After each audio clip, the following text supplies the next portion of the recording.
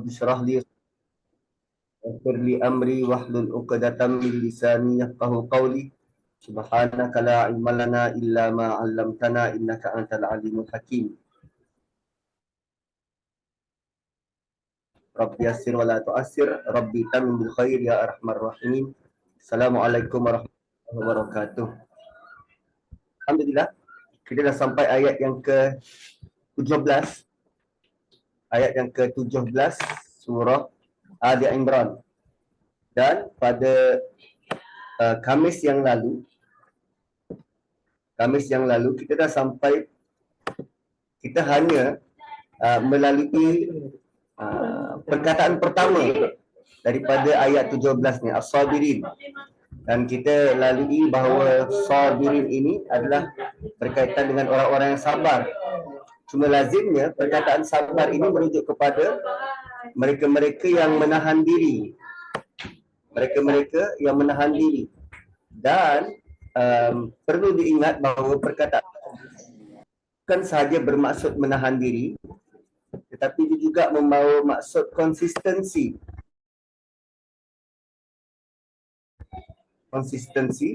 Dan perkara yang dibuat itu berulang-ulang sehingga menghasilkan kepakaran.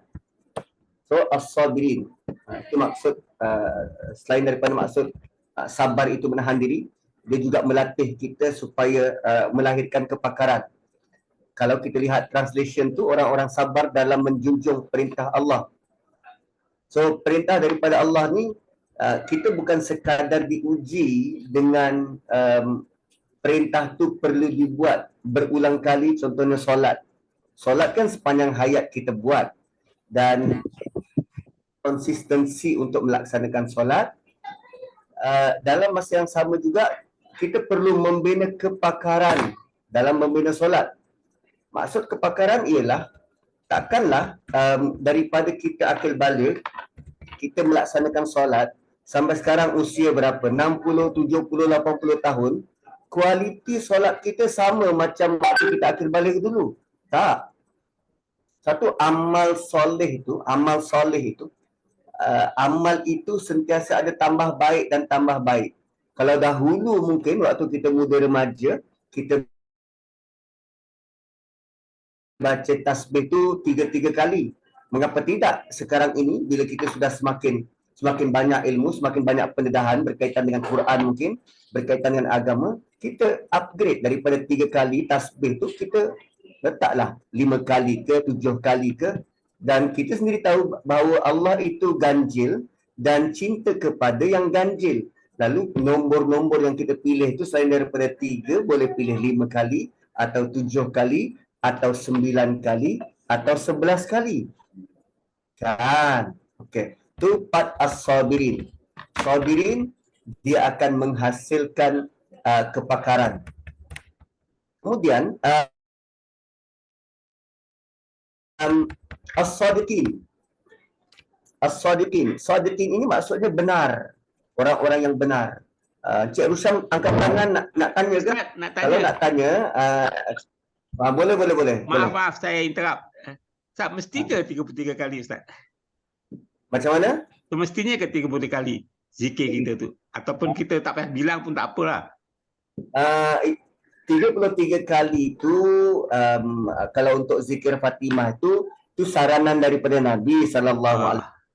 Okay. Kata kita nak buat sepuas yang mahu, tak perlu bilang pun tak apa.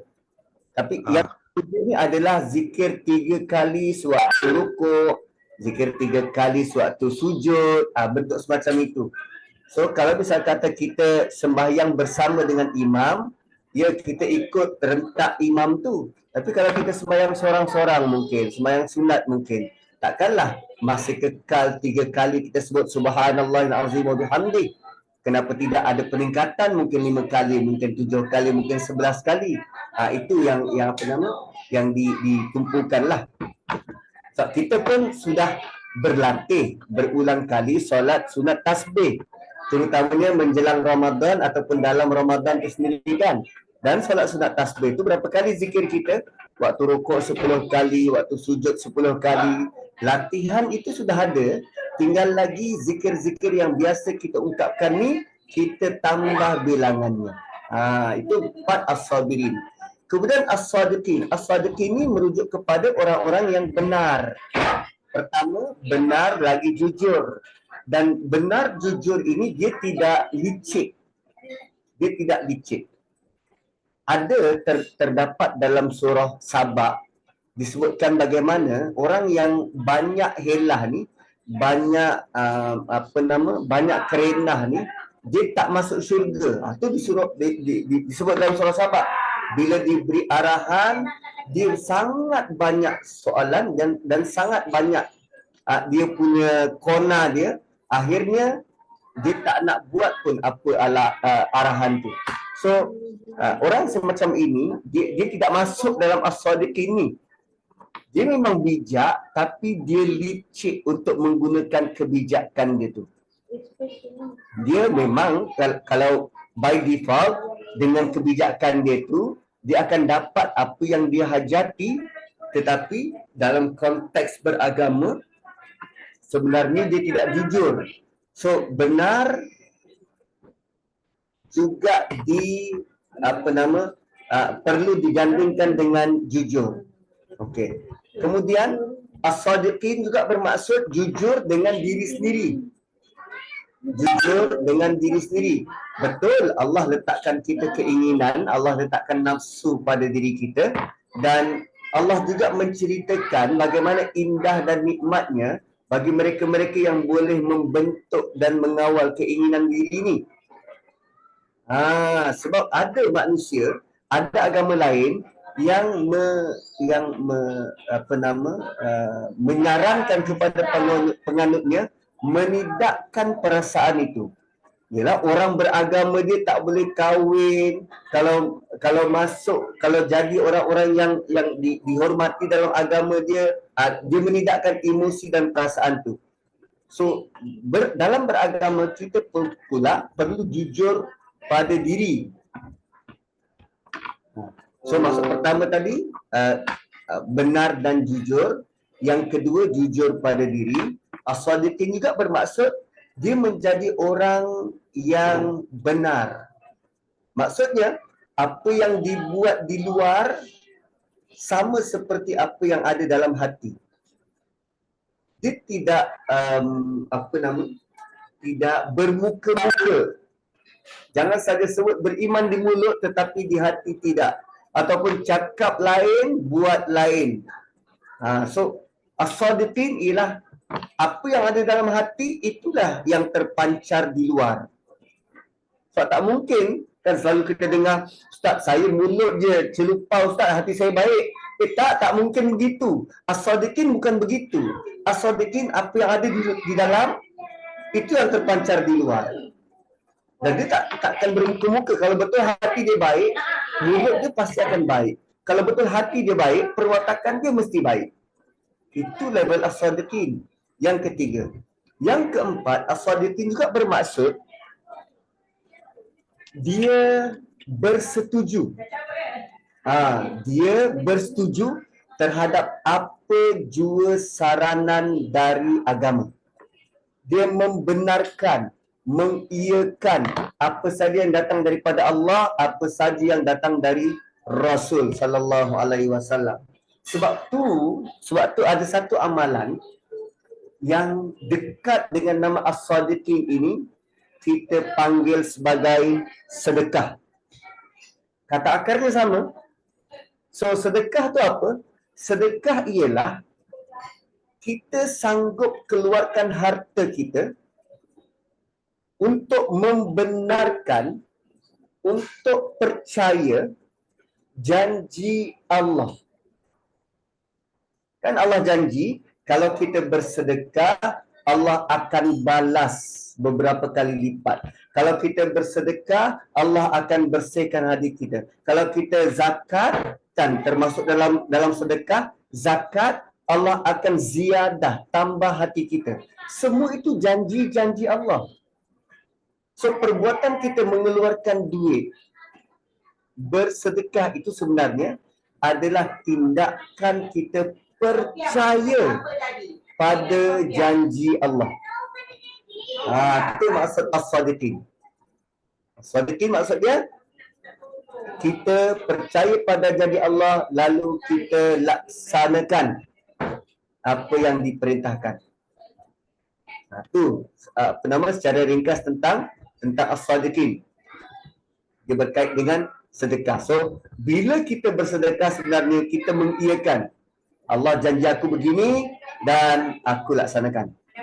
Okey. Kemudian al-qanitin. Qanitin apa? Dia sentiasa kunut. Sentiasa taat. Qanitin dia berbeza dengan taat. Qanitin ni dia punya sifat kepatuhan dia lebih tinggi berbanding taat. Dia qanitin, dia sangat bersedia untuk berkhidmat bila-bila masa untuk agama.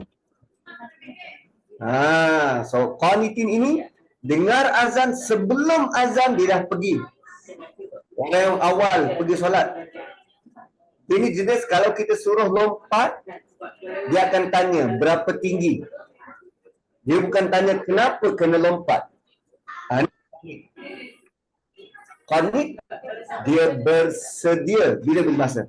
Apa jua arahan, dia akan patuh dan akan laksanakan. Itu qanitin. Maka daripada perkataan inilah Imam Syafi'i menggelar doa waktu subuh tu doa kunut, nak menunjukkan, ya Allah, kami berpagi-pagi hari berdoa bersedia untuk menumpahkan seluruh kepatuhan dan ketaatan kami sepanjang hari ini. Tu doa kunut tu, Allahumma hdina fi man hadait. Ya Allah, pandu kami seperti mana engkau pandu orang-orang lain. Beri kami hidayah seperti mana engkau beri pada orang lain. Doa itu adalah doa kita bersedia untuk patuh dan taat. So, orang semacam ini, dia tak persoal tentang arahan Allah. Dia tak persoal. Dia takkan lagi nak tanya kenapa. Kenapa kena buat? Kenapa kena solat? Tak. Dia buat sahaja. So kadang ada apa nama di zaman sahabat, dia langsung tak pertikai. Nabi suruh buat, tak ada tanya kenapa ke, tak perlu minta alasan. Dia hanya buat. So itu level kunut. Asalkan arahan tu jelas dalam wahyu dan dia buat. Saya mahu menarik perhatian tuan-tuan dan puan-puan ke satu ayat dalam surah Baqarah. Dalam surah Baqarah. Dan di ayat ini adalah tentang cerita Nabi Ibrahim. Tentang cerita Nabi Ibrahim. Sekejap saya gelintar dulu. Innal ladzina amanu qalu ud'u lana. Kisah Nabi Ibrahim ini, walamma ja'ahum kitab qul in kanat wattaba'u ma nansa wa qalatil yahudu, dan wa idarfa. Okey. Ini kisah Nabi Ibrahim tentang kunut. Tentang kunut. So, sekejap ya. Wa idzibtala, okey. Wa idzibtala.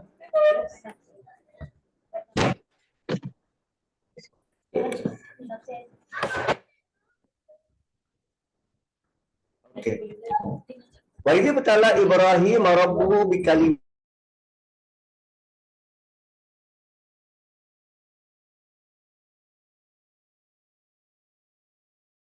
Datang daripada Tuhan dia, dan ujian yang diberi kepada Ibrahim itu berupa kalimah. Fa'atammahun, lalu Nabi Ibrahim sempurnakan tugas. Okey, Nabi Ibrahim ni Allah tunjuk level kunut dia bagaimana. Tuan-puan, kita kalau kita nak execute sesuatu, arahan, semestinya arahan itu kita perlu faham. So, nak dapatkan arahan yang boleh menjelaskan maksud, dia perlu dalam bentuk ayat. Kan? Dia perlu dalam bentuk ayat. Tapi kali ini, untuk level Nabi Ibrahim, Allah beritahu kita, yang baca Quran ini, Nabi Ibrahim diuji menerima arahan dari Allah dalam bentuk perkataan, not even ayat, perkataan. So perkataan itu macam mana? Contohnya, katalah saya balik daripada office, saya balik kerja dan dah buka kasut semua, bagi salam, Assalamualaikum, okey, jadi balik dan saya kata apa, jadi haus lah, okey, jadi haus. So bila sebut jadi haus, anak yang faham, dia akan apa? Dia pergi dapur ambil air. Tapi kalau anak tu tarik inisiatif tu tak faham, dia apa dia buat? Bila kata dia haus, yelah, haula pun haus jugalah, apa kata kita beli kilal. Kan? Satu perkataan, ada anak yang faham, dia buat, dia execute, dia laksanakan. Ada anak yang tak faham, dia perlu kepada arahan. Boleh tak tolong ambilkan air?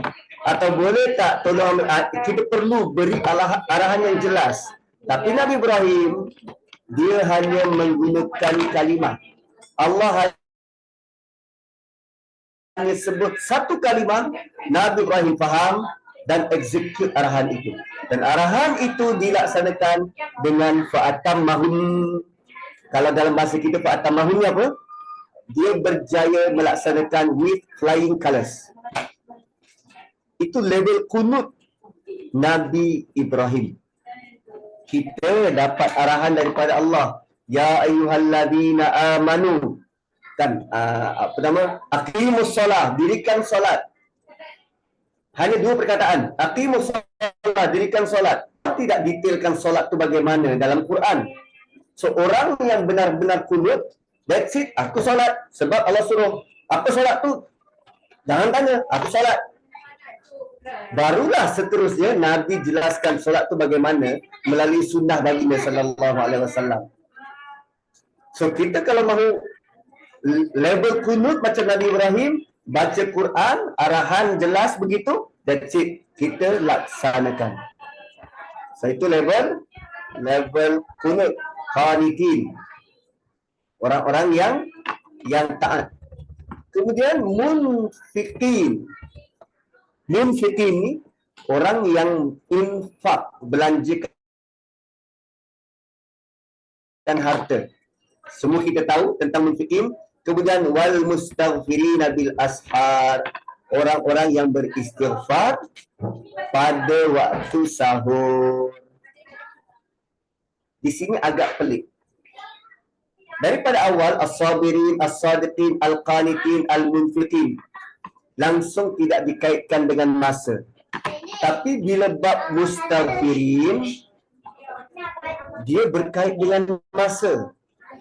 Terutamanya masa sahur. Okey. Di sini ada beberapa penjelasan. Pertama, sejarah umat terdahulu tuan-tuan, lazimnya mereka diazab oleh Allah waktu sahur. Umat-umat terdahulu diazab, didatangkan azab oleh Allah waktu sahur. Kan arahan daripada Allah kepada Nabi Musa, keluar engkau pada waktu malam, keluar tinggalkan Firaun ni pada waktu malam, dan menjelang waktu duha. Selepas dia sedar Nabi Musa keluar menjelang waktu duha, maka Firaun tenggelam di laut merah.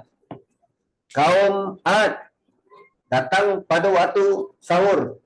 Kaum Hud datang azab pada waktu sahur. Kaum Lut datang azab pada waktu sahur. Dan menariknya, kaum Lut ada ada riwayat yang mereka dengar kokokkan ayam di langit. Kerana waktu itu Allah angkat bumi kaum Lut diterbalikkan. Diangkat bumi ke langit dan diterbalikkan. So, kalau ikut dimensi pertama, azab dulu datang waktu sahur, maka selayaknya kita mohon pengampunan pada Allah. Kalau malam sebelumnya, sebelum kita tidur, kita ada buat kesalahan yang layak dihukum. Tu wal mustaghfirina bil ashar. Itu yang pertama. Yang kedua, wal mustaghfirina bil ashar dalam bentuk begini. Kita adalah umat yang penuh dengan inisiatif. Kan? Kita adalah umat yang penuh dengan inisiatif. Maksud penuh inisiatif apa? Belum disuruh, kita dah buat dulu. Belum disuruh, kita dah sedia untuk buat. Contohnya, dalam surah Fatihah kita ada sebut tentang iyyaka na'budu wa iyyaka nasta'in. Hanya padamu ya Allah kami sembah. Dan hanya padamu kami mohon bantuan dan pertolongan. Iyyaka na'budu, hanya padamu kami sembah. Ada tak sebelum ayat sebelum tersebut tentang sembahlah Allah? Tidak, tak ada. Dalam surah Fatihah, kita willingly setelah kenal Allah Subhanahu Wa Taala, 3 ayat sebelum, kita willingly bagi tahu pada Allah, ya Allah, kami bersedia dan hanya padamu kami sembah. Bukankah itu adalah bentuk inisiatif daripada kita mahu menyembah Allah? Belum disuruh. Nanti kalau tuan-tuan baca pada ayat ke-20 suratul Baqarah, Allah Subhanahu Wa Taala nyatakan, ya ayyuhan nasu ubudu rabbakumul ladzi khalaqakum. Wahai manusia, dan wahai manusia, sembahlah Allah yang telah menciptakan kamu. 20 ayat 20 ayat dalam surah Baqarah, Allah arahkan kepada seluruh manusia untuk sembah Allah. Sedangkan kita seawal surah Fatihah, ni ayat 21. Sedangkan kita seawal surah Fatihah, kita sudah willingly mahu menyembah Allah sebelum Allah arahkan.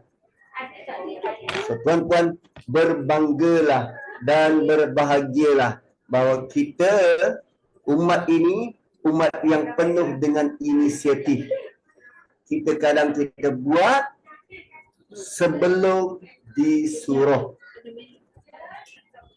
Dan kalau kita ada anak macam tu, belum disuruh dah buat. Ui, luar biasa. Kan, kadang kita tengah bercakap-cakap, tekak dah kering, batuk-batuk, anak kita faham dan terus tolong ambilkan air. Kan? Tu inisiatif. So mustaghfirina bil ashar bermaksud kita sudah minta ampun pada Allah belum terbit matahari. Waktu sahur kan belum terbit matahari. So sebelum hari bermula, sebelum matahari terbit, kita sudah minta ampun pada Allah Subhanahu Wa Taala. Itu. Yang kedua, yang ketiga dalam bentuk begini. Timbul persoalan, kenapa kita perlu minta ampun pada waktu sahur? Sedangkan kita baru saja melakukan kebaikan. Ialah sembahyang tahajud mungkin, kan, bangun awal pagi, kita sudah berpagi-pagi, dan tentu kita bangun sebelum sahur. Banyak kebaikan yang kita buat, baru saja buat kebaikan, dan sekarang kita minta ampun. Why? Ini menunjukkan bahawa orang jenis macam ini, hati dia sangat lembut, hati itu masih rasa bersalah walaupun sedang buat ketaatan. Dan ini luar biasa, tuan-tuan. Kita kadang lepas kita buat ketaatan, kita rasa, wah, aku dah ahli syurga dah ni. Sembahyang pula subuh, dah sembahyang tahajud. Wah, kita rasa kita lebih berbanding orang lain. Sedangkan ada sisi lain dalam umat ini, yang hatinya begitu halus, dia merasakan masih rasa bersalah walaupun sedang buat ketaatan. Dan orang-orang jenis ini takut kalau tak cukup apa yang mereka buat. Dan inilah bentuk istighfar level tinggi. Sebab lazimnya kita biasa dengar kalau buat salah istighfar, itu biasa. Tapi level ini dia buat kebaikan, tapi dia khawatir kebaikan yang dia buat tu tak sempurna, tak capai standard, maka dia mohon ampun, ya Allah, terimalah apa yang kami buat, ya Allah, ampunkanlah kami atas kekurangan kami. Ini memang tidak sama. Ini memang tidak sama. Begitu.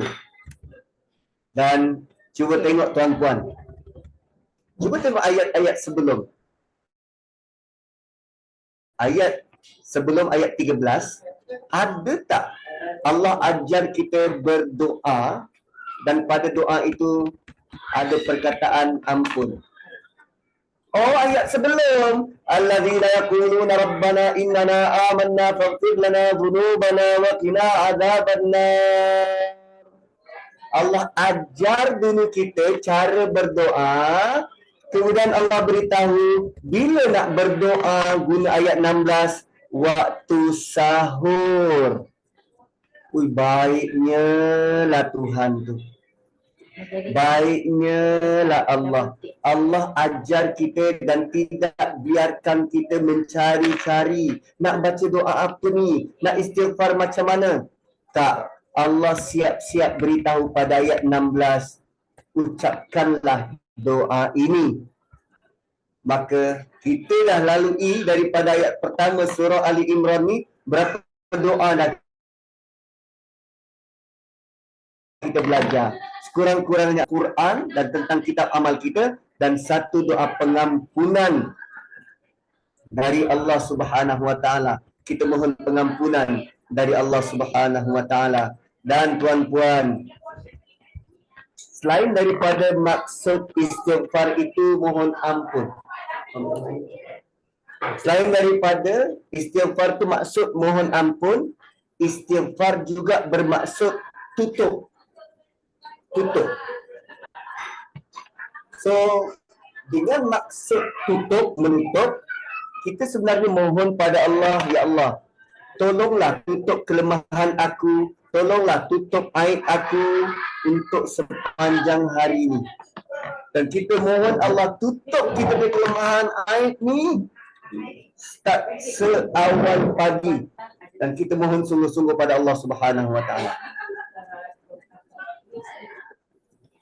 Sebab tu tuan-puan, agama ini tak ada satu peluang dalam kehidupan kita yang agama ini terlepas pandang untuk memperbetulkan dan untuk memandu kehidupan. Tak ada. Selain daripada itu, ada sebuah hadis Nabi sallallahu alaihi wasallam yang bermaksud Tuhan kita, Rabb kita tabaraka wa ta'ala turun ke langit dunia ketika tersisa sepertiga malam terakhir. Lantas Allah berfirman, siapa saja yang berdoa kepadaku, maka akan aku kabulkan. Siapa yang minta kepadaku, aku akan beri. Siapa yang minta ampunan kepadaku, maka akan aku ampuni. Dan cuba tengok doa pada ayat 16, apa yang kita minta? Faghfir lana dhunubana wa qina azabannar. Kita mohon keampunan dosa kita dan kita minta, apa yang kita minta tu? Dipelihara dari azab neraka. Wah, tuan-tuan. So, ini adalah sifat apa ni? 5 sifat orang-orang yang mahu berubah. Kan, orang-orang yang terkesan dengan Quran, dengan agama. Ni 5 sifat yang kita perlu perlu ada dan perlu belajar supaya kita dapat kawal nafsu dari tergelincir kepada keinginan-keinginan yang salah. Ni 5 sifat ni. Okey. Kemudian kita nak masuk ayat seterusnya, ayat 18. Syahidallahu annahu la ilaha illa huwa wal malaikatu wa ulul ilmi qa'iman bil qist. La ilaha illa huwal azizul hakim.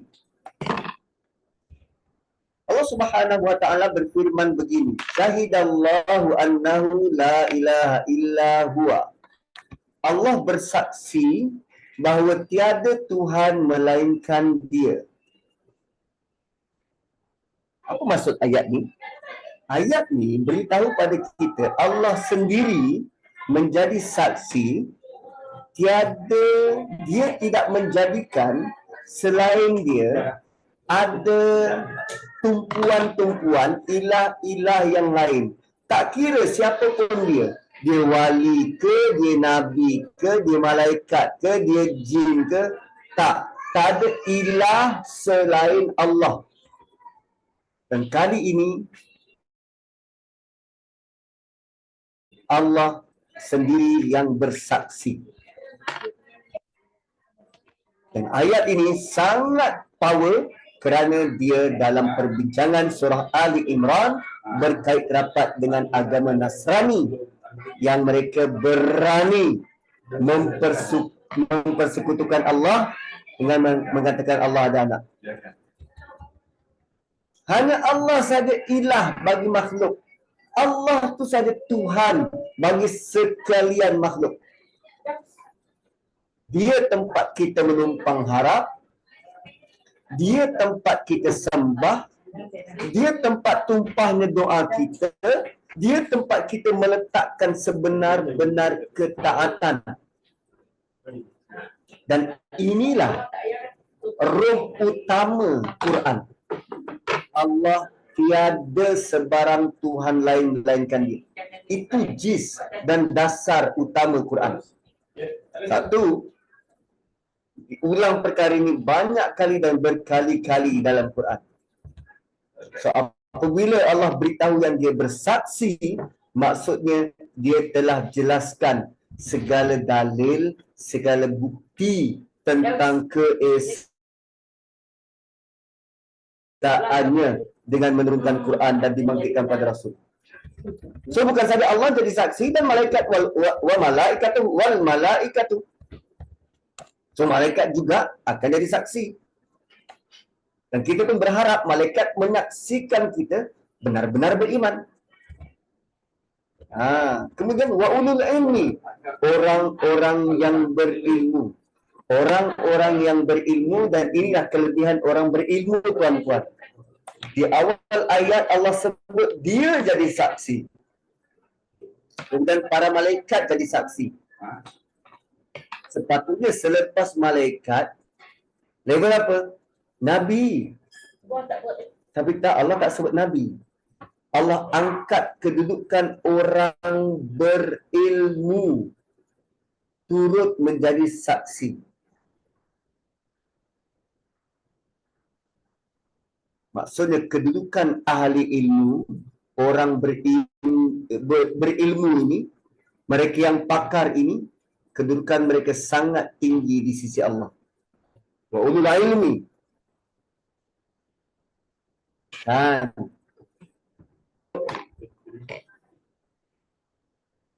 Soalan seterusnya ialah, berapa ramai orang yang tak ada ilmu wahyu dan amat jauh dari ilmu wahyu, lepas tu klaim dia ada ilmu. Kan? Mereka sangka mereka telah banyak belajar ilmu agama, tapi ilmu wahyu berkaitan dengan Quran, dengan hadis, mereka tidak pun sentuh dan belum belajar. Satu bila dia tak rapat dengan panduan utama Quran dan sunnah ini, maka kita temui dalam masyarakat kita banyak ilmu yang pelik-pelik. Kerana ulul ilmi ini, orang-orang yang ada ilmu, mereka menyaksikan benar-benar keesaan Tuhan, kebenaran agama dan perlu ikut manhaj yang telah ditetapkan oleh Nabi sallallahu alaihi wasallam.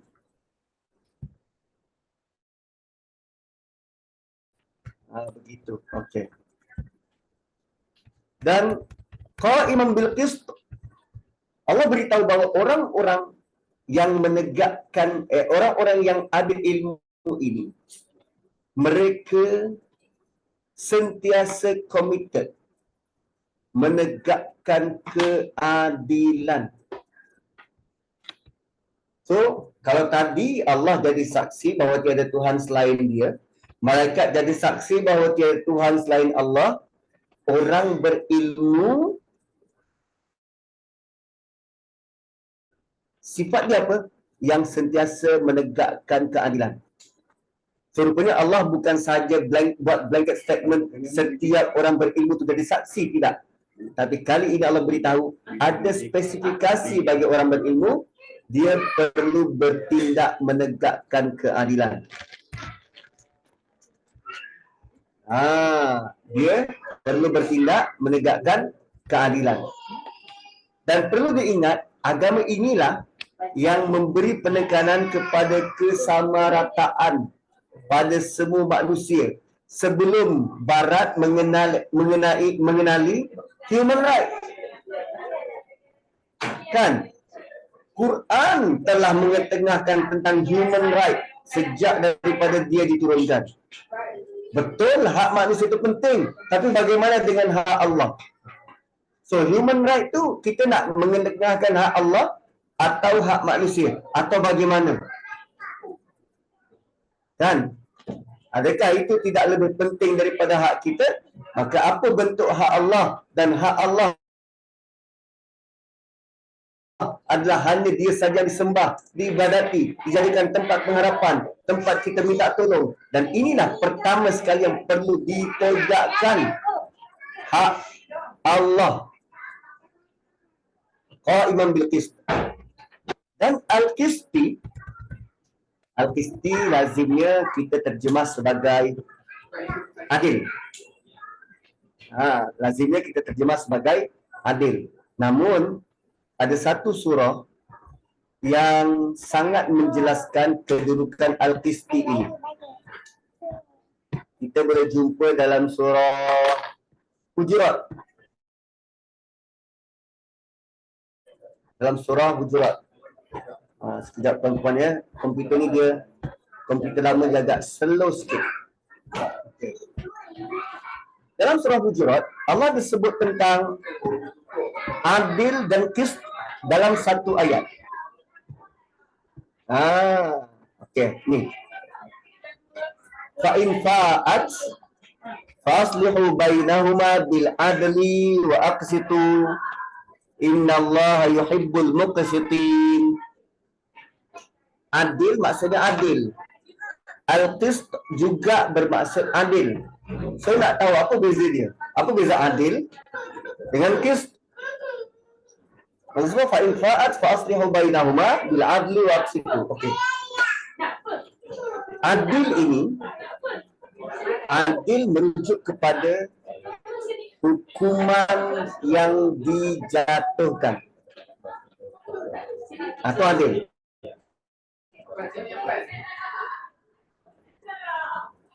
Hukuman yang dijatuhkan.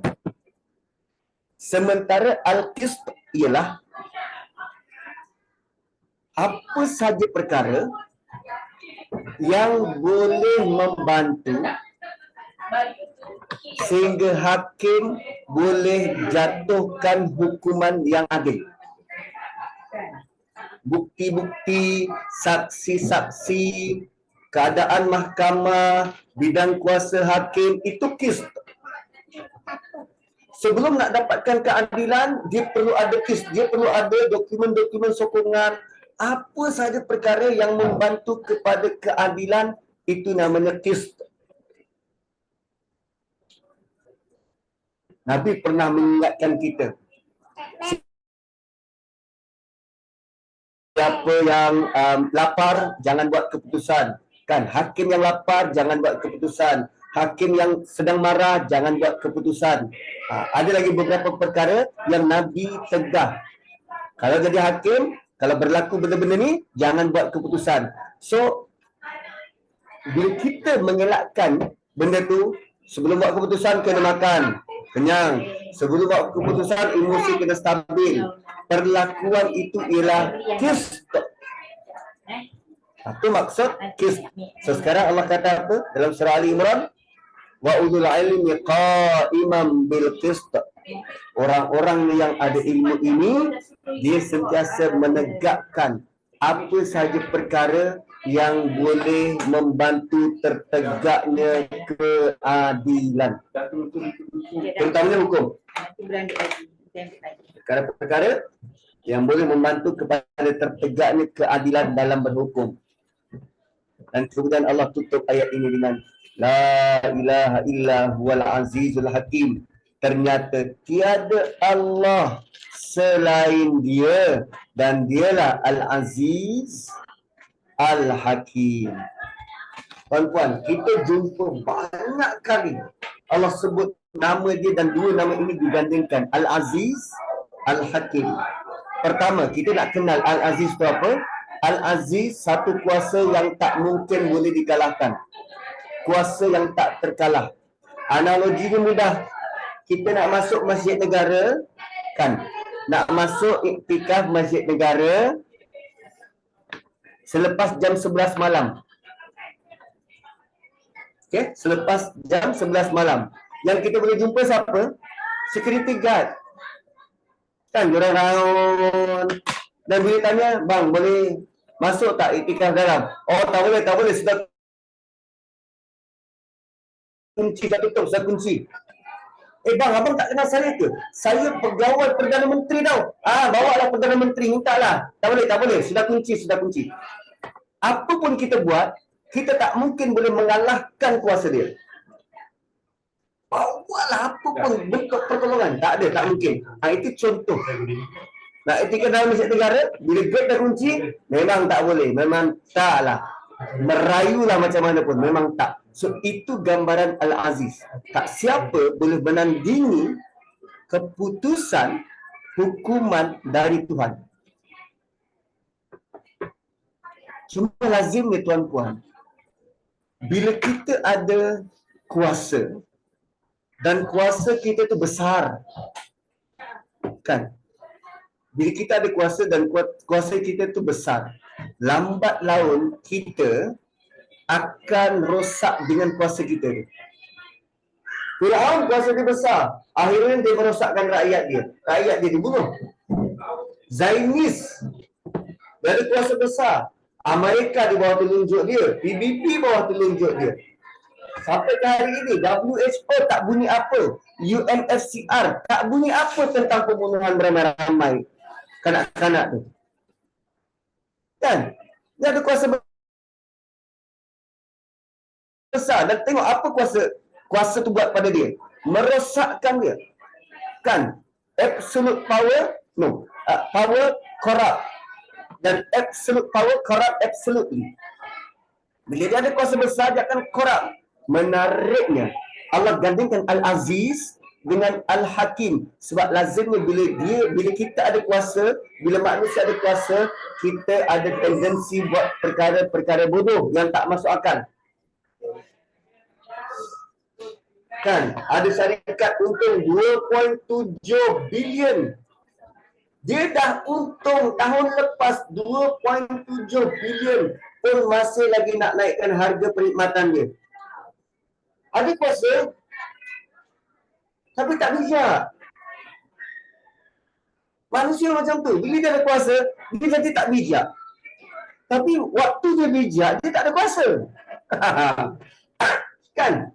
Lazimnya bila dia sedang di bangku pembangkang, dia tak nampak apa pun. Dia nampak kesalahan-kesalahan tu, nampak macam bijak. Tapi bila dia ada kuasa, jadi tak bijak. Allah huwal azizul hakim.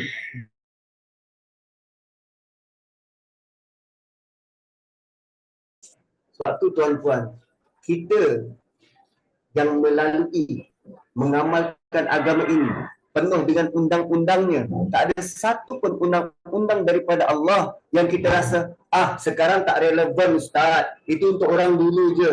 Tak ada. Quran mendatangkan undang-undang nak masuk rumah bagi salam. Bayangkan kalau tak ada undang-undang tu. Apa usaha kita untuk bagi tahu pada orang dalam rumah, kita nak minta izin masuk rumah dia? Kan, kalau tak ada undang-undang nak masuk rumah bagi salam dalam surah An-Nur, apa usaha kita untuk bagi tahu pada tuan rumah, tuan rumah, saya nak masuk dalam rumah awak ni. Saya tak ada niat jahat. Saya nak datang, saya bawa dengan keselamatan dan saya balik dengan selamat. Apa yang kita nak ucapkan selain daripada Assalamualaikum? Satu undang-undang terpakai selamanya daripada Nabi diutuskan sampai akhirat. Itu level Al-Aziz Al-Hakim. Kita buat undang-undang hari ini belum tentu relevan 10 tahun akan datang. Belum tentu. Kadang satu penggaja tukar yang lain. Al-Aziz Al-Hakim, undang-undang diberi sampai bila terpakai dan sampai bila-bila relevan. Begitu. Kemudian bila sebut tentang ilah, kan, kecenderungan, maka Allah bertitah, innad dina indallahi Islam. Ilmu tentang apa yang dimaksudkan dengan ilah, Allah sebut tentang la ilaha illa huwa atau la ilaha illallah. Ilah tu apa? Ilah tu yang kita perlu jelas. Ilah tu yang perlu jelas. Jika tak jelas ilah, khawatir kita sedang menyembah ilah dan kita tak perasan. Kan? Sebab dia tidak mendalami, memperbanyakkan, berdamping dengan wahyu. Wahyu menjelaskan tentang ada ilah-ilah selain Tuhan. Contohnya, nafsu dia sendiri. Afamanittakhadha ilahahu hawahu.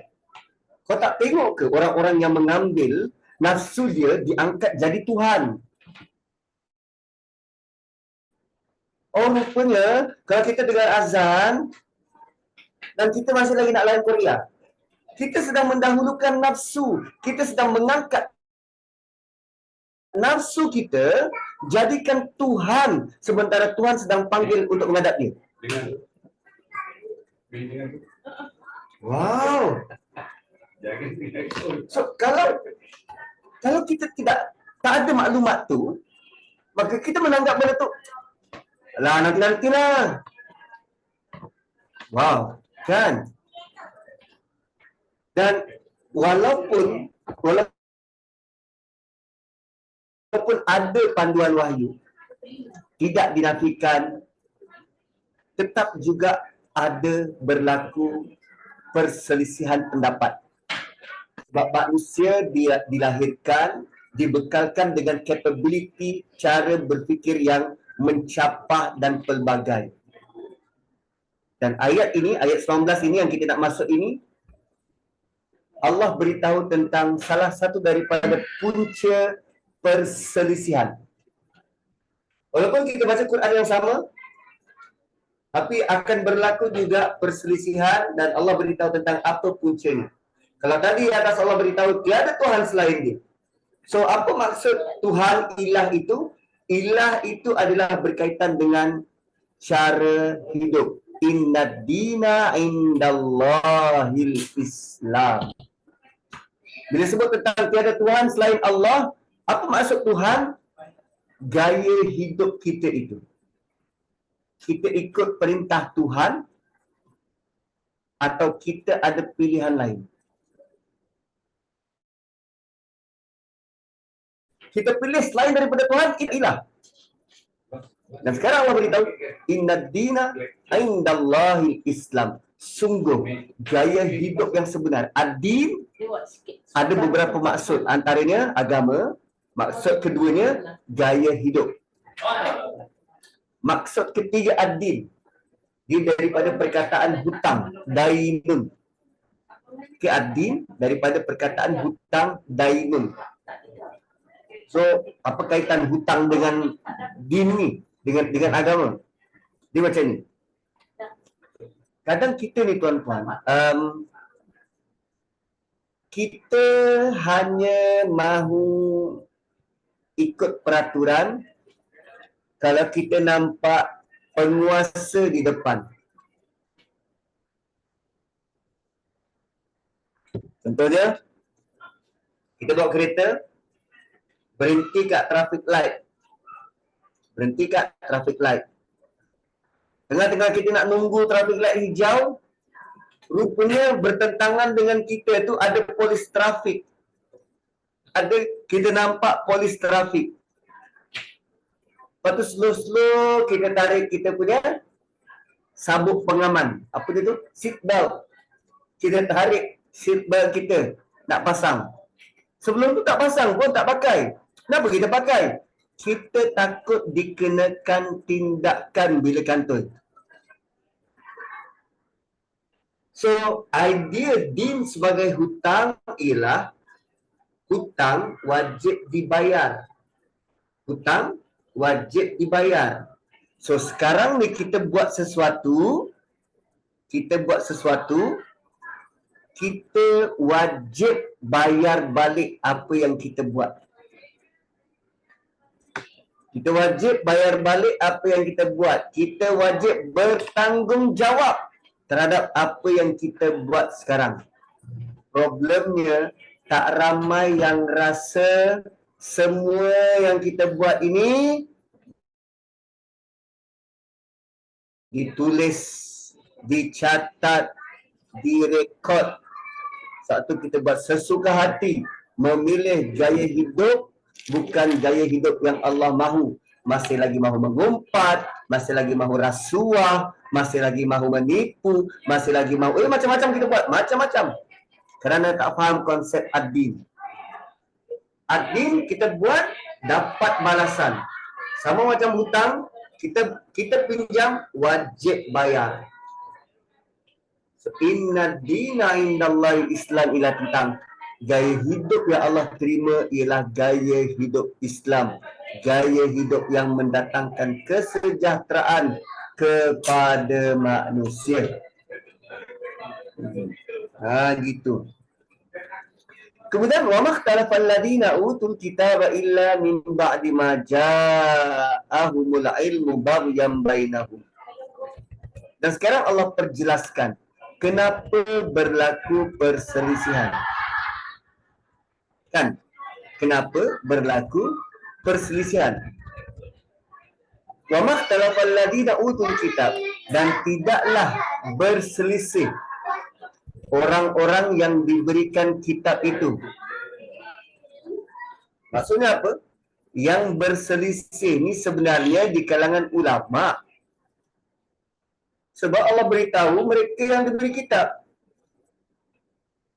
Kalau tadi di ke atas, keperluannya ialah ulul ilmi qa'iman bil qist. Orang yang ada ilmu sentiasa komited untuk tegakkan keadilan. Sekarang Allah beri contoh, ada orang yang bergaduh berselisih, kan? Bergaduh berselisih setelah mereka diberi kitab, diberi ilmu, ada ilmu. Mereka bukan marahain, mereka ni ada ilmu agama, mereka ni dalam kalangan agamawan.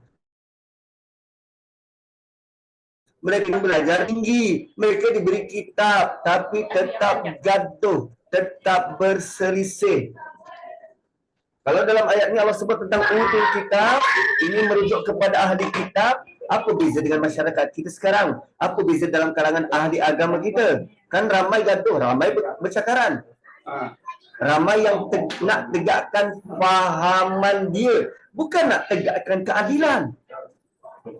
Jadi beza. Beza kita nak menegakkan fahaman kita dengan kita nak menegakkan yang adil. Kan? Beza. Lalu kenapa ulama-ulama ni, ahli agama ni berselisih? Sebab mereka mahu menegakkan pengaruh mereka. Dia rasa diri dia ada pengaruh, diri dia ada kuasa. Dia buat agama ikut acuan dia. Maka berselisih, gaduh. Rupanya orang ni bergaduh setelah dapat kitab. Sebelum ada kitab dia okey. Kan? So macam tu Ustaz, tak payahlah belajar kitab Ustaz kalau macam tu. Tak payahlah belajar Quran kan nanti kami bergaduh. No, belum lagi. Penerangannya belum habis. Allah sebut wa makhtalafal ladzina utul kitab, tidaklah mereka bertelagah bagi mereka-mereka yang setelah mereka dapat kitab illa kecuali min ba'di ma ja'ahumul ilm, melainkan setelah sampai kepada pengetahuan, sampai kepada mereka pengetahuan. Mereka bukan tidak tahu wahyu, mereka bukan tak ada ilmu. Ini bukan level masyarakat awam, marhain macam kita, bukan. Mereka bukan tak ada ilmu, tapi mereka punya masalah utama ialah baghyam bainahum. Ada hasad dengki dalam karangan mereka. Tuan-tuan, masyarakat kita jadi macam ini bukan dia tak tahu, bukan tak ada ilmu, tetapi inilah penyakit sebenar. Penyakit hati yang masing-masing tak mahu merawat diri. Ini jenis penyakit, dia tak boleh rawat dekat hospital, tak ada. Dia bukan simply kita makan Panadol, okey hati aku bersih, tidak. Bagian adalah hati yang tergelincir. Hati yang ada kepentingan lain selain daripada Tuhan. Bila Allah mulakan tadi dengan La ilaha illallah, tiada Tuhan melainkan Allah. Bagian adalah selain daripada Tuhan tu. Dia belajar ilmu untuk apa? Untuk masuk TV?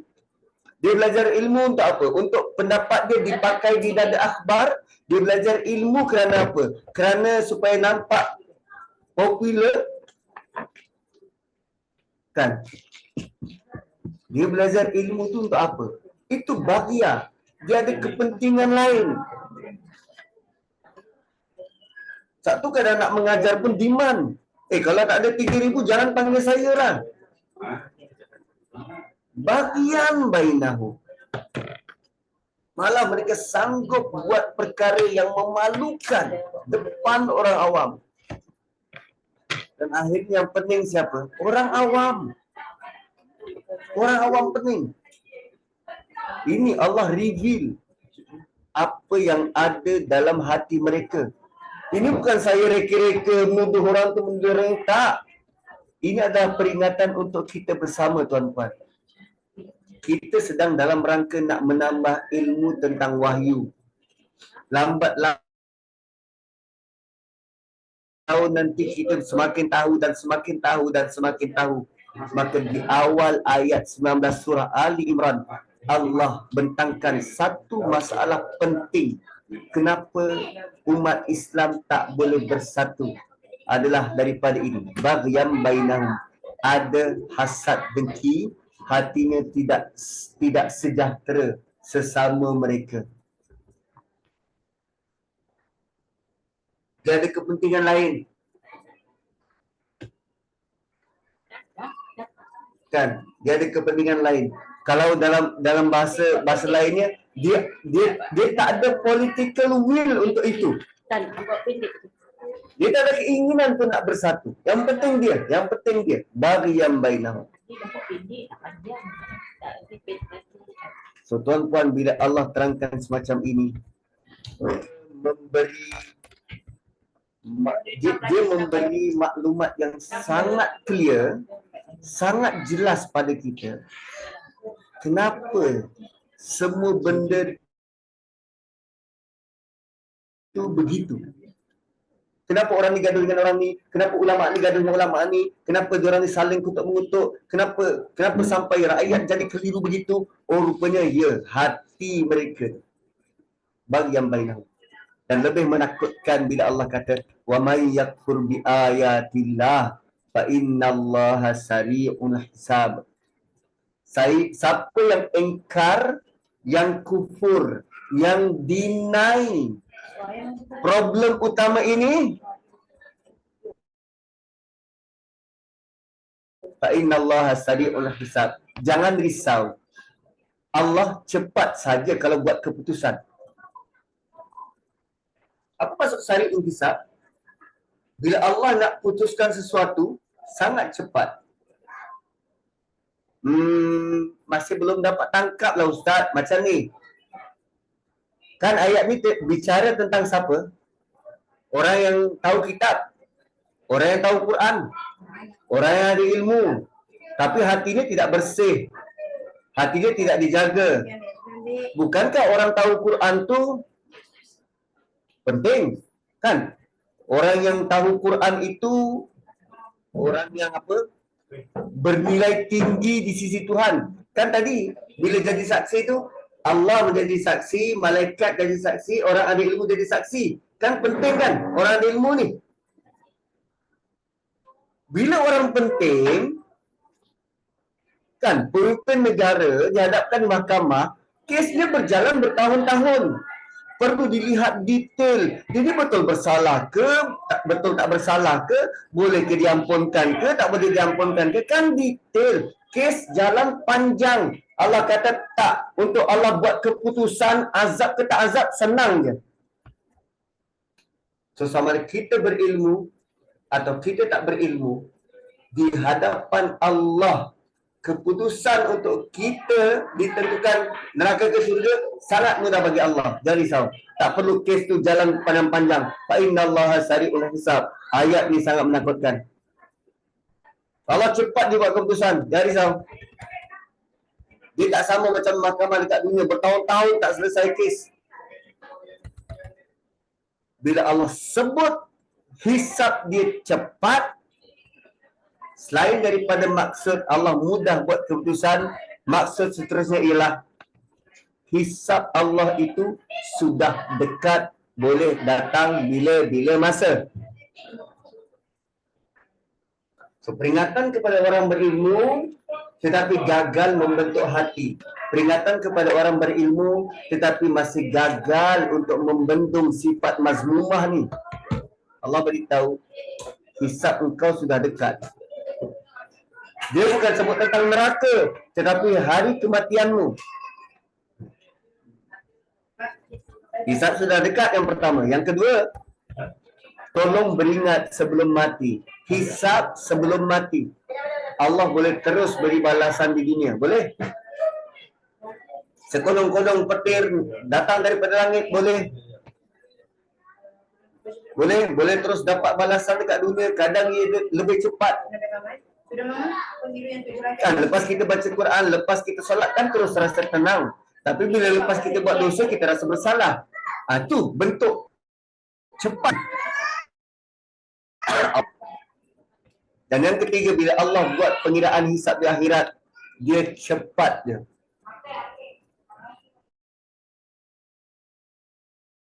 Nak menunggu mahsyar tu yang lama. Sampai keresahan yang amat besar, makhluk pergi daripada satu rasul ke satu rasul untuk dipercepatkan hisab, untuk dibuka mahkamah pengadilan. Dan seramai-ramai manusia ini, mahkamah hanya berjalan dan diselesaikan dalam masa setengah hari. Ada yang kata 1 hari. Ada yang kata selama penternak memerah susu. Sudah ramai manusia. Sejak zaman Nabi Adam sampai orang terakhir mati kiamat, semua dihisap dalam tempoh setengah hari. Oh, macam mana? Macam mana orang boleh buat macam tu? Pernah ditanya kepada Ali tentang benda ni.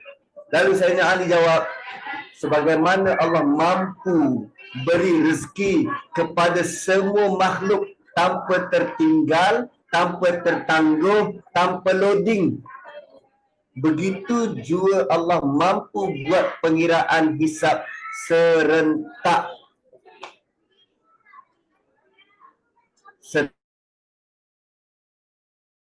Serentak.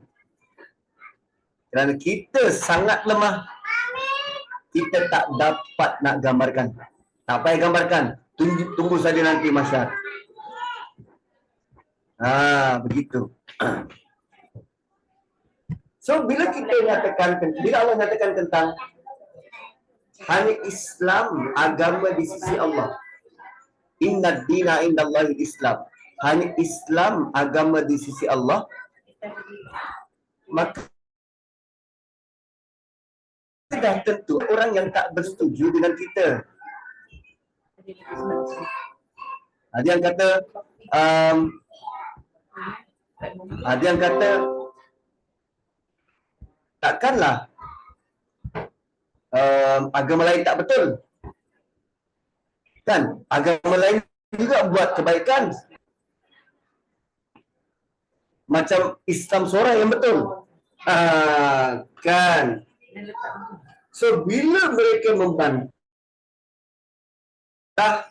fa'in hajuka, bila mereka berhujah membantah, menentang tentang tauhid, kan? Dia kata macam Islam yang paling betul, maka Allah ajar kita untuk jawab. Faqul aslamtu wajhiya lillah. Aku telah berserah diriku kepada Allah. Allah tak suruh kita jawab panjang-panjang. Apapun pendapat dia, kita hormati pendapat dia, dan dia sepatutnya menghormati pilihan kita untuk agama ini. Kalau dia kata, oh macam Islam saja yang absolute truth, Islamlah agama penuh-penuh paling bagus, kita katakan aslam tu wajhiya lillah, aku berserah diri pada Allah. Allah ajar supaya jawab macam tu je, tak perlu cakap banyak. Sebab sudah terlalu banyak hujah diberikan kepada mereka. Malah digunakan perkataan wajhi. Wajhi ni apa? Wajah. Muka. Kan? Bukankah bila kita serah diri itu, kita tunjukkan wajah kita yang sebenar. Kita ni tuan-puan, kita ni banyak topi, banyak wajah. Saya boleh pakai topi bapa, saya boleh pakai topi anak, saya boleh pakai topi suami. Kan? Saya boleh pakai topi imam. Saya boleh pakai topi orang masjid, saya boleh pakai topi makmum. Kan banyak topi tu. Tapi bila berhadapan dengan Allah, kita memakai topi kita yang sebenar. Saya memakai topi nazri dengan bawa dosa saya, dengan bawa aib saya, dengan bawa kelemahan saya yang semua Allah tahu. Kita benar-benar tunjuk wajah kita. Faqul aslamtu wajhiya lillah.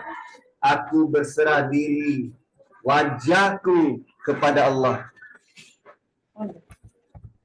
Dan kemudian wa manittaba'an, dan begitu juga ahli keluargaku. Kalau dalam konteks ayat ini Allah suruh Nabi jawab begitu. Aku berserah diri pada Allah, begitu juga pengikut-pengikutku. So siapa saja yang mengikut syariat Nabi sallallahu alaihi wasallam, kalau mereka kata ikut Nabi, mereka juga perlu serahkan seluruh jiwa dan raga untuk mengikut Nabi dan syariat agama ini. So, kalau mengaku sebagai umat Nabi, kita juga perlu serahkan diri kita pada Allah dan taat kepada suruhan-Mu. Dan kemudian Allah suruh tanya kepada mereka. Siapa mereka ni? Lilladzina utul kitaba wal ummiyin. Wahai Muhammad, tanyakan kepada mereka. Siapa? Orang-orang yang dapat kitab.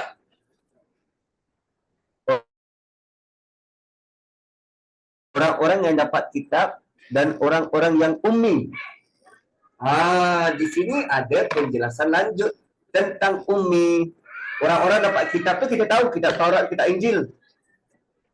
Sekarang ni perkataannya wal ummiyin. The unlettered people. Siapa the unlettered people ni? Wal ummiyin. Pendapat pertama kata mereka ni orang-orang Arab, bangsa Arab. Yang mereka tidak pernah belajar secara formal. Dan wal ummiyin. Itu pendapat pertama. Pendapat kedua ialah ummiyin merujuk kepada mana-mana manusia yang tidak tahu tentang agama. Dia tidak pernah belajar tentang beragama. Daripada kecil sekolahnya sekolah kebangsaan, tak ada aliran agama, tak masuk kelas kafah, tak tahu tentang fardu ain, sekolah menengah begitu, masuk universiti. Sepanjang hidupnya tak ada kaitan dengan nak belajar tentang fiqh, nak belajar tentang tauhid, tak ada, zero, nil. Itu juga ummiyin. Tak ada akses kepada pendidikan formal berkaitan dengan agama, wal ummiyin. So, pendapat kedua ni terpakai sepanjang zaman. Boleh jadi kita tak tahu tentang seluk-beluk beragama. Hukum fiqh kita tidak menguasai. Hukum tauhid kita tidak kuasai. Tasawuf kita tak kuasai. Itu level ummiyun. Sekarang Allah suruh tanya. Allah suruh Nabi tanya kepada orang-orang yang ada kitab dan kepada orang-orang ummiyin, manusia-manusia yang lain, aslamtum, sudahkah kamu menyerah diri? Allah suruh tanya pada ahli kitab. Soal tentang Islam, kami berserah diri pada Allah.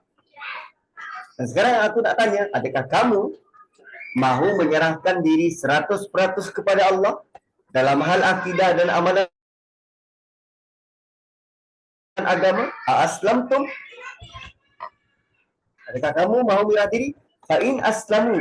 Kalau kamu menyerah diri, faqadih tadau. Kamu akan dapat petunjuk.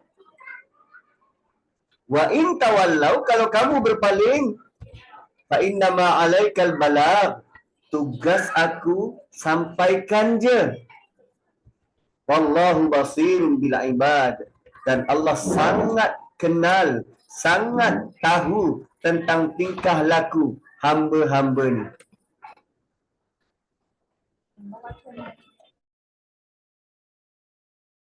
Tuan-puan, kita akan berhenti pada ayat ini. Dan ayat ini tentang tugas kita. Tugas kita menyampaikan dakwah betapa cara hidup beragama yang ditawarkan oleh Islam ialah menawarkan keselamatan dan kesejahteraan pada orang lain. Tahukah anda melalui ayat ini, bila Allah sebut tentang fa'in aslamu faqadih tadau, kalau kamu Islam, kalau kamu sejahtera, kalau kamu menyelamatkan orang, kamu akan dapat petunjuk. Ini adalah tentang ayat berkaitan akhlak pada level paling tinggi. Saya punya guru Syekh Muhaimin pernah beritahu, dia kata begini, orang pintar yang biadab, orang akan ingat kebiadaban. Tapi orang bodoh yang beradab, orang akan sebut tentang adabnya. Okey? Orang pintar yang biadab, orang akan sebut tentang kebiadaban, kebiadaban. Jika orang tu bodoh dan dia beradab, orang akan kagum dengan adabnya. Fa'in aslamu, kalau kamu bawa sejahtera pada orang lain, kamu pasti akan dapat petunjuk. So hari-hari kita minta ihdinas siratal mustaqim, ihdinas siratal mustaqim.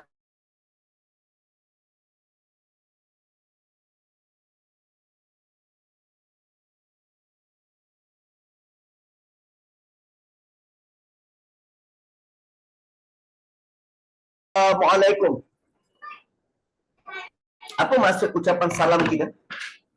Kita sebenarnya buat deklarasi. Kita sebenarnya sedang buat pengisytiharan kepada orang lain bahawa anda jangan risau, anda selamat daripada kata-kata buruk saya, anda selamat daripada fikiran buruk saya, dan anda selamat daripada perbuatan buruk saya. Itu maksud Assalamualaikum. Saya beri jaminan anda selamat daripada 3 dimensi keburukan yang mungkin keluar dari saya. Percakapan saya, niat tak baik saya, dan perbuatan saya. Lalu orang tu jawab, Waalaikumsalam. Anda juga selamat daripada kata dusta saya, daripada perbuatan saya, dan daripada niat tak baik saya. Patutnya begitu menebarkan salam tu. Kita tak ada sangka buruk pada orang lain. Mulut kita terjaga dan terpelihara. Akhlak dan tingkah laku kita sentiasa terpandu. Kan? Fa'in aslamu. Kalau kamu betul membawa kesejahteraan pada manusia, faqad tadau. Allah pasti akan memandu hidupmu. Namun wa in tawallau, kalau kamu tak nak ikut, berpaling, tak mau ikut, fa innama alaikal balagh. Allah kata tugasku hanya menyampaikan je. Tugasku hanya menyampaikan. Wallahu basir bil ibad, dan Allah sangat tahu apa yang dilakukan oleh hamba-Nya. Akhirnya tuan-puan, kita semua adalah hamba Allah. Sama ada kita Muslim dan Muslim, kita belajar kitab tak belajar kitab, kita semua adalah hamba Allah. Dan kedua-dua kita, guru dan pelajar, pemimpin dan masyarakat, kan, suami, isteri dan anak-anak, semua itu adalah ibadah. Dan Allah kata wallahu basirun bil ibad. Allah sangat tahu apa yang mereka lakukan. Allah sangat tahu apa yang mereka buat. So bagi kita yang memilih dengan cara hidup Islam, cara hidup beragama innad dina indallahi Islam pada ayat yang ke-19 tadi, jika kita pilih itu, kekalkanlah begitu. Kekalkanlah begitu. So tuan-tuan dan puan-puan, 10.36 saya berhenti dulu. Saya nak buka kepada soalan jika ada. Ustaz, Assalamualaikum, Assalamualaikum. Berebut. Jangan berebut, sorang-sorang. Teruskan. Ustaz, saya nak tanya tentang perkataan ummiyin tu yang kita gunakan untuk Rasulullah, untuk Nabi tu. Tu konteks ummi yang macam mana tu, Ustaz? Okey. Ummi yang digunakan untuk Rasulullah, setakat yang saya dapat ni ada 2 dimensi. Pertamanya memang Nabi unlettered. Maksud unlettered ialah dia tak dapat sebarang bentuk pendidikan formal bersekolah, belajar. Tak ada. Nabi tak dapat pendidikan formal belajar. Itu yang pertama. Yang kedua, kerana Nabi tak dapat pendidikan formal dan belajar, maka orang tak boleh tuduh Nabi cipta Al-Quran. Sebab tak mungkin untuk orang yang semacam dia, yang tak pernah tahu menulis dan membaca, boleh hasilkan karya seagung Al-Quran.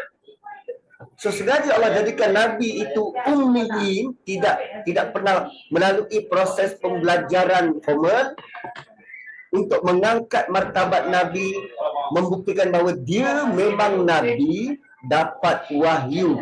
Tak mungkin dia tokoh tambah, dia reka cipta, dia mana-mana buat Quran. Tak mungkin. Itu bentuk ummi bagi Nabi. Dimensi pertama. Dimensi kedua, ummi bagi Nabi, kata akar ummi ialah ibu ataupun tempat tumpu. Allah sedang menggambarkan bahawa Nabi akan menjadi tempat tumpuan manusia. Nabi akan jadi tempat tumpuan manusia. Kan biasa kita sebut apa? Ibu pejabat, ibu sawat, ibu kota, kan tempat tumpu. So Nabi dia akan jadi tempat tumpuan seluruh manusia, terutamanya berkaitan dengan pemberian syafaat nanti. Wallahu a'lam.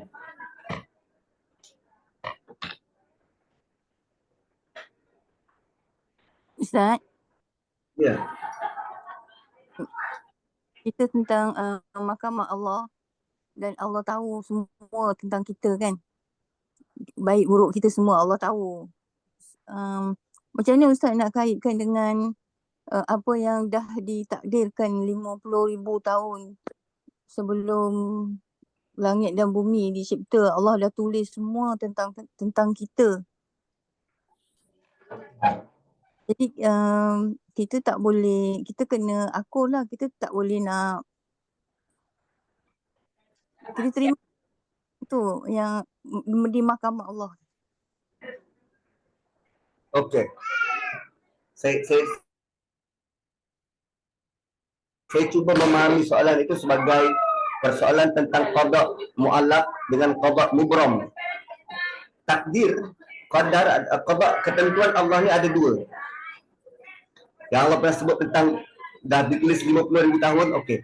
Qada ni dia ada dua. Qada ni apa? Ketetapan Tuhan. Ada dua. Pertama nama dia mubram. Mubram ni dia takkan berubah. Takkan berubah. Contohnya, kitaran hujan itu begitulah Allah cipta, selama-lamanya akan begitu. Kitaran hujan. Tapi selama-lamanya membakar. Air selama-lamanya akan hasilkan basah. Itu qada mubram. Mubram ni ketetapan, ketentuan daripada Allah yang tak mungkin berubah sampai bila-bila. Ada satu lagi bentuk qada, nama dia mu'allaq.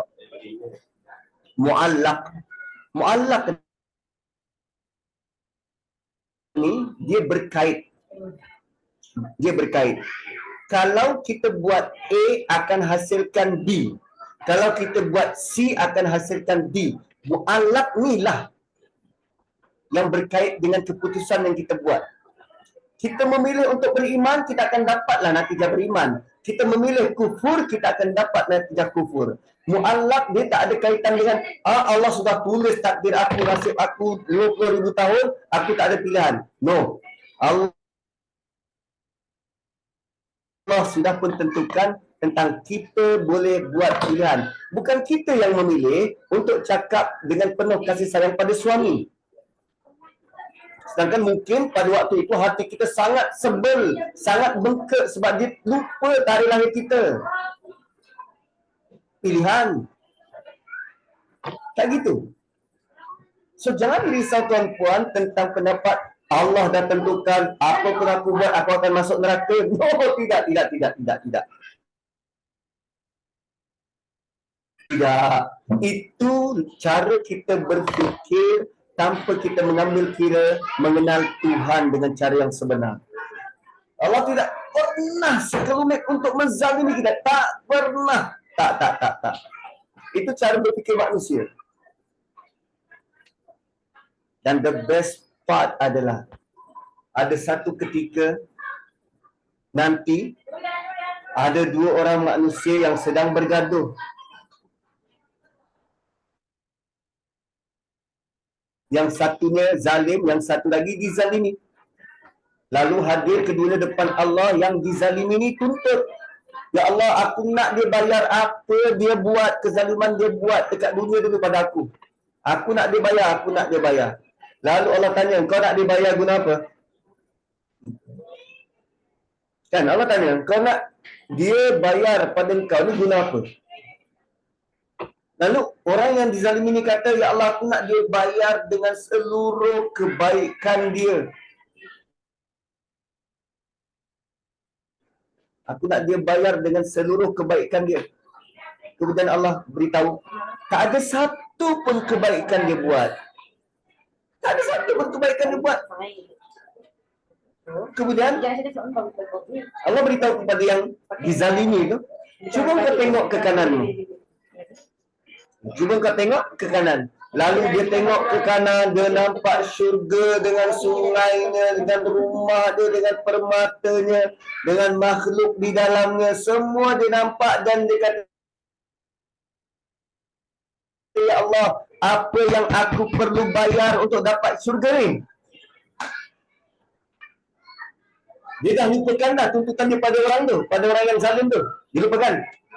Saat dia dapat syurga, lantas dia tanya, Allah, apa yang aku perlu buat? Apa yang aku perlu bayar untuk aku dapat syurga ni?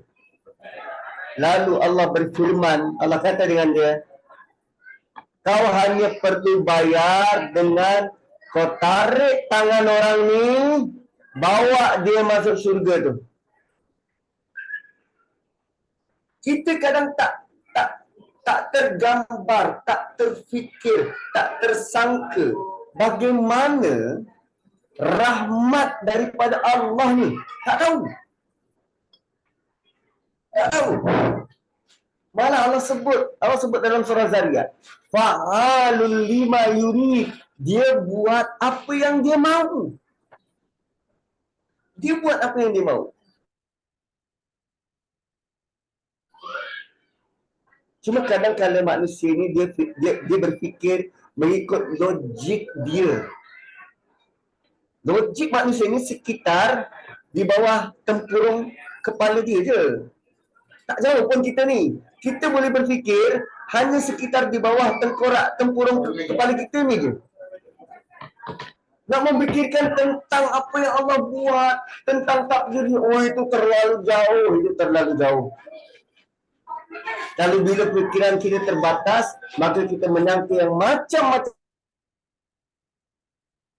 terhadap Allah, sehingga kita rasa, kalau macam tu tak adil lah. Apa yang aku buat sudah pun ditentukan, lalu kalau Allah dah tentukan aku masuk neraka, aku masuk neraka lah. Tidak. Dia tidak sesimpel itu. Dan perbahasan berkaitan dengan qada dan qadar ni tuan-puan, Allah jelaskan dengan sangat precise melalui kisah Nabi Adam. Tuan-puan dah lalui tentang kisah Nabi Adam, itu cerita tentang beriman kepada qada dan qadar. Wallahu a'lam. Terima kasih, Ustaz. Sama-sama. Ada lagi seorang tu, Haji Rosyam. Assalamualaikum Ustaz. Waalaikumsalam. Saya nak minta pencerahan sikit lah Ustaz. Ayat nombor doa nombor ayat 16 Ustaz. Yang tadi Rabbana inana amanna fa'firana tu Ustaz. Kita layak ke nak baca doa begitu Ustaz? Kalau kita ada satu ayat lagi saya tak ingat. Allah cakap, kita janganlah panggil diri kita seorang beriman ataupun seorang muslimin, cukuplah sekadar kita kata seorang Islam. Kalau salah faham lah, itu maksud saya ni. Saya bukan tak yakin, saya yakin juga, tapi cuma macam Nabi Ibrahim, Nabi apa tu lah, nak tanya kekuasaan Allah tu. Macam itu Ustaz. Ayat yang Tuan Haji rujuk tu ayat dalam surah Hujurat. Ayat dalam surah Hujurat, ayat yang ke-14 ke-15 macam tu. Ya. Latar belakang kepada ayat tu ialah selepas daripada pembukaan kota Mekah, ramai orang masuk Islam. Ramai orang masuk Islam. Dan bila dia masuk Islam, bila dia dah mengucap syahadah depan Nabi, dia declare, aku dah beriman, aku dah beriman. Allah tegur perbuatan mereka. Tak, engkau belum beriman. Engkau baru Islam. Engkau belum beriman, engkau baru Islam. So iman ni bagaimana? Innana amanah. Iman ni bagaimana? Diuji. Tuan Haji pernah tak diuji? Pernah tak rasa sedih? Rasa gembira? Mungkin diuji dengan kegagalan? Mungkin diuji dengan kecewa? Pernah tak lalui ujian tu? Jika pernah, ternyata Tuan Haji telah pun menunjukkan keimanan. Sebab iman tu dikira berdasarkan ujian-ujian yang dilalui. Kalau ayat surah Hujurat tu adalah tentang orang yang baru masuk Islam, belum pun diuji sudah mengaku iman. Iman hasil daripada hati kita diuji oleh Allah, lalu kita redha, kita sabar, kita takwa, kita tawakal. Saya yakin dan percaya semua daripada kita pernah diuji. Dan kita sendiri tahu kita sudah melalui ujian itu. Dan kita masih lagi percaya Allah Tuhan yang satu. Ternyata Tuan Haji sudah lama beriman. So, jangan terlalu rendah diri kata, saya tak layak lah. Memang tak layak kalau kita banding dengan Nabi Ibrahim. Memang tak layak. Tapi sebenarnya kita sudah pun beriman, Tuan Haji. So, berbahagialah. Kekal dan peliharalah nilai iman itu. Kerana dengan iman itu, jaminan kita akan bahagia selama-lamanya. Wallahu a'lam. Jazakallah Ustaz. Sama-sama. Assalamualaikum Ustaz. Waalaikumsalam. Sorry Ustaz, saya masih confused and always puzzled about this qada dan qadar ni kan. Tadi Ustaz explain tadi kan, soalan tu pun ada jugalah. Saya selalu berfikir macam tak konsisten dalam pemikiran saya ni. Kalau katakan Allah dah tentu kita naik pangkat, kita tak tahu yang kita akan naik pangkat. Okay? So, adakah kenaikan pangkat tu rezeki kita tu tetap yang Allah telah tentukan, ataupun kita tak tahu kita akan naik pangkat, tetapi usaha kita, kalau lalu orang kata dia tak buat kerja, dia tak apa dah rezeki dia naik pangkat. Sebab Allah dah tentukan naik pangkat. Tapi on his part kita nampak dia memang tak kerja, dah rezeki dia. Adakah tindak kita tak tahu kita akan naik pangkat, tapi rezeki kita naik pangkat. Tapi tindakan kita itu tidak membawa kepada rezeki yang Allah tentukan naik pangkat. Tapi kita akan realize it lepas kita kata, aku tak dapat sebab aku tak berusaha, tak ada rezeki. Itu yang saya confused. Adakah rezeki yang Allah tentukan telah ditentukan dan kita hanya realize atas tindakan kita. Tapi ada juga kata dia tak bekerja, tak apa, itu rezeki dia sebab dia naik pangkat. Macam mana? Always makes me puzzled and confused. Cuba kita ubah perkataan rezeki itu kepada ujian. Okay? Lazimnya kita mengassociate, mengkaitkan benda yang best seperti naik pangkat, dapat bonus sebagai rezeki. Cuba kita ubah perkataan itu sebagai ujian. Maka kita melihat daripada kesedaran yang berbeza. Katalah, orang tu naik pangkat dan dia tak pernah usaha pun, dia naik pangkat. Memang Allah nak bagi. Ada juga orang naik pangkat sebab dia usaha. Memang Allah nak bagi. Kita tak tahu, bila Allah kata fa'alu lima yurid, Allah buat apa yang dia mahu. Boleh jadi orang tu naik pangkat sebab dia tak ada usaha apa pun. Dan bapak dia owner syarikat, dia naikkanlah anak dia walaupun tak kerja, naik pangkat. Tak ada hal, Allah boleh bagi. Sekarang saya nak tanya, apa usaha Nabi SAW yang dia buat daripada kecil sehingga dia layak untuk jadi Nabi? Tak ada. Dan apa usaha Abu Jahal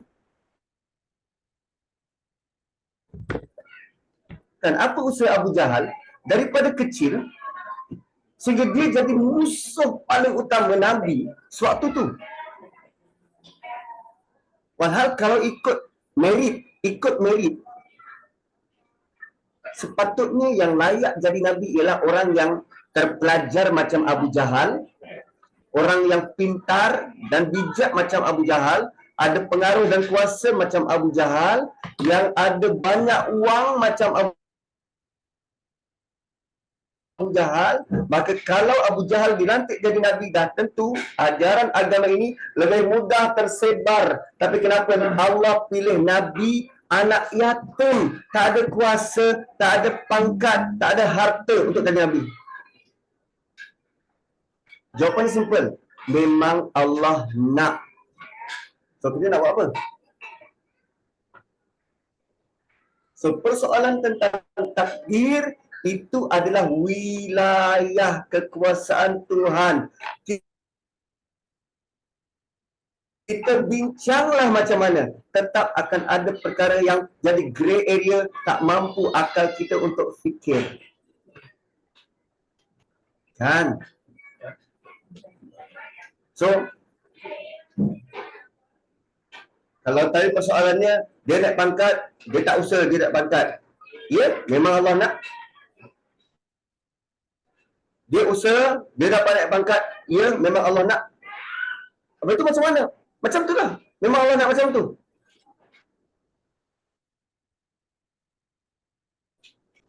Sebab soalan tentang rezeki. Ada orang tak buat apa-apa boleh dapat. Ada orang buat sehabis baik tak dapat-dapat. Kalaulah rezeki ini berdasarkan usaha, okay? Kalaulah syarat untuk rezeki disyaratkan kena usaha baru dapat rezeki, dah tentu orang-orang yang buat kontrak bangunan, orang-orang yang jadi buruh kasar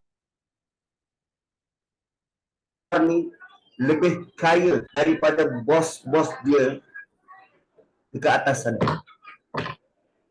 Sebab rezeki dikaitkan dengan usaha. Tengok usaha mereka. Siang, malam, pagi, petang, kadang 24 hours buat kerja. Tapi bila Allah tetapkan dia hanya dapat bare minimum pada kehidupan, walaupun usaha dia berganda. That's it.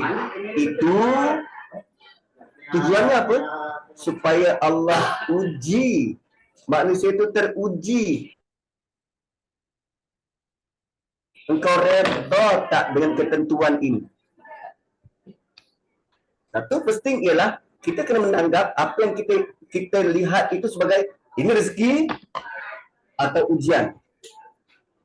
Dia naik pangkat sebab tak kerja. Dia dapat naik pangkat walaupun tak kerja. Itu ujian pada kita. Kita melihat macam mana. Redha ketentuan Tuhan atau kita nak buat sesuatu, sailang dia sampai dia dirasakan tak layak untuk jawatan tu dan kita buat sesuatu. Ya.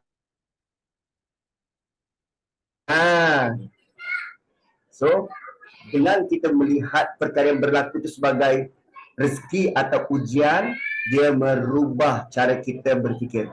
Wallahu a'lam. Jika puan masih belum bersetuju, tak mengapa, mungkin boleh tanya kepada asatizah yang lain. Yang jangan putus asa untuk mencari lagi jawapan sampailah kita benar-benar puas hati. Dan jangan risau, minta pada Allah, ya Allah tunjukkanlah aku kefahaman terhadap apa yang aku confuse ni. Nanti Allah akan buka jalan. Jangan risau. Ustaz, Silakan mungkin yang Ustaz cakap tadi yang takdir tu ada dua jenis, satu yang memperam, satu yang tetap, satu yang berubah. Yang berubah tu takdir tu berubah sebab ada satu ayat tu kata satu kaum tidak akan berubah kalau dia tidak mengubah diri sendiri.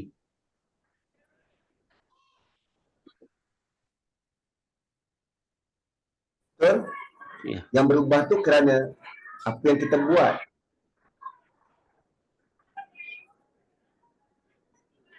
Dan ada hadis Nabi Nabi sebut begini, la yaruddul qada illa doa. Tak ada yang boleh mengubah takdir kecuali dengan permintaan kita, doa kita. Dan perlu diingat, takdir itu bukan berlaku dekat dunia. Takdir itu juga berlaku di alam barzakh, berlaku di mahsyar nanti. Sebab tu ada mak bapak yang selayaknya diazab di alam kubur, Allah hapuskan azab itu, mak bapak tidak diazab, kesan daripada doa anak-anak yang mohon ampun bagi pihak mak bapak.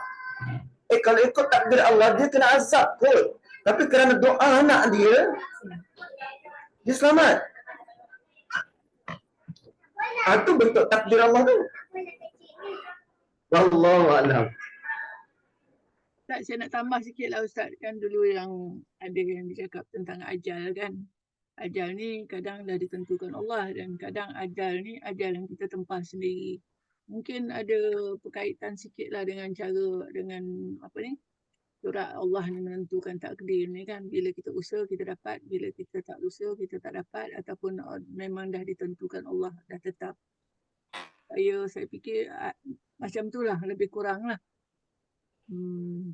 Tak pastilah, tapi mungkin Ustaz boleh jelaskan lah. Rasa saya dah tak ada apa lagi tak Ustaz, itu aje lah.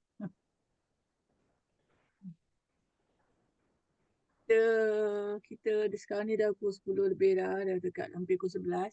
Kita tutup Ustaz, tapi sebelum tu kita minta lah yang salah seorang daripada jemaah kita yang anak dia baru meninggal, minta kita doakan tu. Minta Ustaz doakan. Boleh Ustaz? Boleh. A'udzubillahi minasyaitonirrajim. Bismillahirrahmanirrahim. Alhamdulillahirabbil alamin wassalatu wassalamu ala asyrafil anbiya'i wal mursalin wa ala alihi wa sahbihi ajmain. Ya Allah, wahai Tuhan, berikanlah kekuatan pada hati-hati kami agar melihat dan memahami takdir-Mu dari sudut dan pandang yang Engkau mahu. Ya Allah, wahai Tuhan, ajari kami tentang ilmu dan agama-Mu, ya Allah, agar hati kami senang dan tetap berpaut pada agama-Mu. Ya Allah Tuhan, ya Allah, wahai Tuhan, ada antara kami yang diuji dengan kematian, ya Allah. Kurniakanlah kekuatan pada hati-hati yang ditinggalkan ini, agar kekal mempercayai dan meyakini takdir dan melihat segala takdir dalam bentuk cara yang paling indah. Ya Allah, wahai Tuhan, bagi yang telah meninggalkan dunia ini, kami